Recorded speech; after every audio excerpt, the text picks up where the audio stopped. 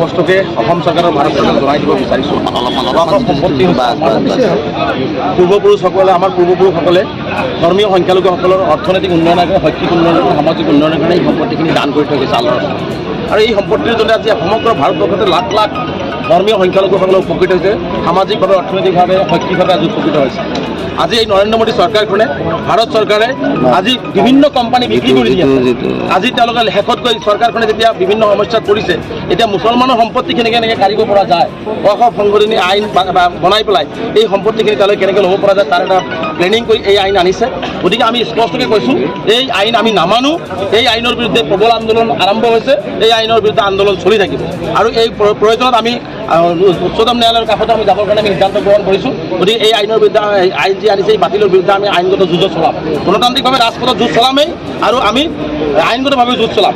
এটা কথা স্পষ্ট কৰি কৈছে, এইখন চৰকাৰে সবকে সাথ সবকে বিকাশ, সবকে বিশ্বাসৰ কথা কয়, কিন্তু আচলতে ধৰ্মীয় সংখ্যালঘুসকলক ভাৰতৰ মানচিত্ৰৰ পৰা নিক্ষেপ কৰাৰ কাৰণে আনিছে। আজি আমাৰ লাখ লাখ মহিলা উপকৃত হৈছে, লাখ লাখ মানুহৰ মূৰৰ পৰা ছাদ গৈছে। কি যুক্তিত আজি এই আইন তেওঁলোকে আনি পেলাই আমাৰ সম্পত্তি কাঢ়িব বিচাৰিছে? আজি জিলা প্ৰশাসনৰ জৰিয়তে চৰকাৰৰ হাতত কিয় ল'ব বিচাৰিছে? আজি ৰাম মন্দিৰ নিৰ্মাণ পৰিচালনা সমিতিত কোনো এজন মুছলমান মানুহক তেওঁলোকে সম্পূৰ্ণ সনাতনী হিন্দু হ'ব লাগিব, তেনেহ'লে কিয় আজি চৰকাৰে আজি এজন হিন্দু মানুহক আজি মুছলমানৰ সম্পত্তিৰ ওপৰত তেওঁলোকে চকু দিবৰ কাৰণে, তেওঁলোকে এই সম্পত্তিকে আহৰণ কৰিবৰ কাৰণে তেওঁলোকে সেই আইনখন আনি তেওঁলোকে এই সিদ্ধান্ত ল'ব বিচাৰিছে। গতিকে এইটো সম্পূৰ্ণভাৱে এইটো বেআইনী, সম্পূৰ্ণভাৱে অগণতান্ত্ৰিক আৰু অসাংবিধানিক। তেওঁলোকে জোৰ জুলুম কৰি মুছলমানৰ সম্পত্তি, নিজেতো তেওঁলোকে সংখ্যালঘুসকলক একো দিয়েই থকা নাই। তেওঁলোকে সংখ্যালঘুসকলক সদায় জমৰ যাতনা দি আছে, সংখ্যালঘুসকলৰ উন্নয়ন তেওঁলোকে কৰাই নাই। আৰু সংখ্যালঘুসকলৰ যিখিনি ঘৰ বাৰী মাটি আছে সেইখিনি ল'ব বিচাৰিছে। আজি সংখ্যালঘুসকলে আজি মৃত্যুৰ পিছত শান্তিত তেওঁলোকে কবৰস্থানত হ'ব বিচাৰে, সেই কবৰস্থান তেওঁলোকে কাঢ়ি ল'ব বিচাৰিছে, মছজিদ তেওঁলোকে কাঢ়ি ল'ব বিচাৰিছে, তেওঁলোকৰ শিক্ষা কাঢ়ি ল'ব বিচাৰিছে, তেওঁলোকৰ অৰ্থনৈতিক উন্নয়ন কাঢ়ি ল'ব বিচাৰিছে। এইটো আমি কোনো পদ্ধতিতে মানি নলওঁ। গতিকে এই আইন বাতিল হ'ব লাগিবই। চৰকাৰে যিমানেই ষড়যন্ত্ৰ নকৰক কিয় আমি এই আইনৰ বিৰোধিতা কৰি আছোঁ, এই আইনৰ বিৰোধিতা কৰিম যেতিয়ালৈকে তেওঁলোকে এই আইন বাতিল নকৰে। লগতে আমি এটা কথা কওঁ, অসমৰ মুখ্যমন্ত্ৰী হিমন্ত বিশ্ব শৰ্মা ডাঙৰীয়াও অসমৰ ধৰ্মীয় সংখ্যালঘুসকলক টাৰ্গেট কৰি অসাংবিধানিকভাৱে নিৰ্মম অত্যাচাৰ চলাই আছে। আজি কোনোবাই কথা ক'ব বিচাৰিলেই, কোনোবাই ব্যৱসায় কৰিলেই, কোনোবাই বিভিন্ন অনুষ্ঠান প্ৰতিষ্ঠান পাতিলেই সেই মানুহখিনিক টাৰ্গেট কৰি, ধৰ্মীয় সংখ্যালঘুক টাৰ্গেট কৰি তেওঁলোকে বিভিন্ন জেল হাজত পুলিচ আদি দেখুৱাই তেওঁলোকক ভয় ভাবুকি দি সংখ্যালঘুসকলক দমন কৰিব বিচাৰিছে। গতিকে মুখ্যমন্ত্ৰী হিমন্ত বিশ্ব শৰ্মাকে স্পষ্টকৈ কৈছোঁ, হিটলাৰেও কিন্তু ইহুদীসকলক মাৰি শেষ কৰিব পৰা নাই। গতিকে এই ভাৰতবৰ্ষৰ এইখন অসমৰ অসমীয়া মুছলমানক তেওঁলোকে দমন নীতিৰে আৰক্ষী লগাই জেল মানে আইন দেখুৱাই ভাবুকি দি আমাক কেতিয়াও তেওঁলোকে পিছুৱাই আনিব নোৱাৰে, আমাক শেষ কৰিব নোৱাৰে। যদি হিমন্ত বিশ্ব শৰ্মা ডাঙৰীয়াই এটাৰ পিছত এটা টাৰ্গেট আৰম্ভ কৰিছে, আজি আমাৰ শিক্ষাৰ ওপৰত টাৰ্গেট কৰিছে, মেডিকেলৰ চিট কাটি দিছে, চহৰৰ মানুহৰ মাটিত ভত্তা দিয়া নাই। বসুন্ধৰাত আজি মুছলমানৰ প্ৰতি ইমান দৰত মুখ্যমন্ত্ৰী মাজে মাজে কয় যে মুছলমানসকল ডক্টৰ ইঞ্জিনিয়াৰ হ'ব লাগে, মুছলমানসকলক মই এইটো দিছোঁ সেইটো দিছোঁ, খিলঞ্জীয়া মুছলমানক মই ভাগ কৰিছোঁ, মই খিলঞ্জীয়া মুছলমানক বহুত কাম কৰিছোঁ।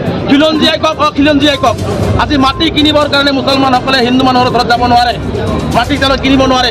বসুন্ধৰাত কোনো মুছলমানক ধুবুৰীৰ পৰা শদিয়ালৈকে কোনো মুছলমানক তেওঁলোকে মাটি ক্ৰয় বিক্ৰয় কৰিব নোৱাৰা বুলি কৈছে। বসুন্ধৰাটোত তেওঁলোকে বসুন্ধৰাত তেওঁলোকে অন্তৰ্ভুক্ত কৰা নাই। গতিকে এটাৰ পিছত এটা মাদ্ৰাছাৰ ওপৰত আক্ৰমণ কৰিছে, উচ্ছেদৰ নামত আক্ৰমণ কৰিছে। এই সমগ্ৰ সমস্যাখিনি লৈ আজি এই প্ৰতিবাদী কাৰ্যসূচী গ্ৰহণ কৰিছোঁ। আৰু এটা কথা স্পষ্টকৈ বুজাব বিচাৰিছোঁ মুখ্যমন্ত্ৰী ডাঙৰীয়াক যে এনেকুৱা ধৰণৰ নিৰ্মম অত্যাচাৰ, এনেকুৱা ধৰণৰ হিটলাৰী পুলিচ তন্ত্ৰ, স্বৈৰতন্ত্ৰৰে আপুনি কিন্তু আমাৰ গণতান্ত্ৰিক আন্দোলন ৰোধ কৰিব নোৱাৰে। এইবোৰ বন্ধ কৰি অৰ্থনৈতিকভাৱে মানুহক আগুৱাই লৈ যাওক, অসমখন আগুৱাই লৈ যাওক, সকলো জাতি জনগোষ্ঠীৰ মুখ্যমন্ত্ৰী হওক।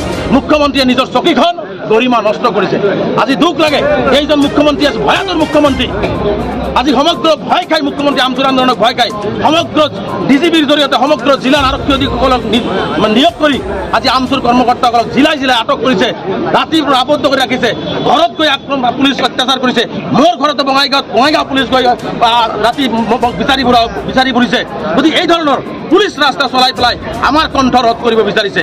গতিকে ৱাকফ আইন বাতিলেই হওক আৰু আন সমস্যাখিনিৰ ক্ষেত্ৰতে হওক, আমাৰ যি কণ্ঠ, এই কণ্ঠ আগবাঢ়ি গৈ থাকিব। হিমন্ত বিশ্ব শৰ্মা আৰু নৰেন্দ্ৰ মোদী ডাঙৰীয়াৰ সকলো পুলিচ মিলিটাৰী লগাইও আমাৰ এই গণতান্ত্ৰিক আন্দোলন, আমাৰ বাক স্বাধীনতা, আমাৰ কথা কোৱাৰ স্বাধীনতা, আমাৰ অধিকাৰৰ পৰা তেওঁলোকে কেতিয়া বঞ্চিত কৰিব নোৱাৰে, আমাক ৰোধ কৰিব নোৱাৰে। এই আন্দোলন চলিছে আৰু ভয়াৱহভাৱে চলিব।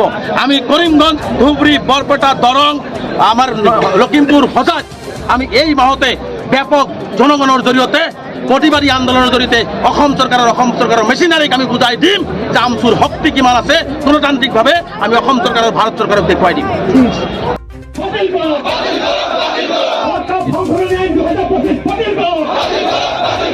We want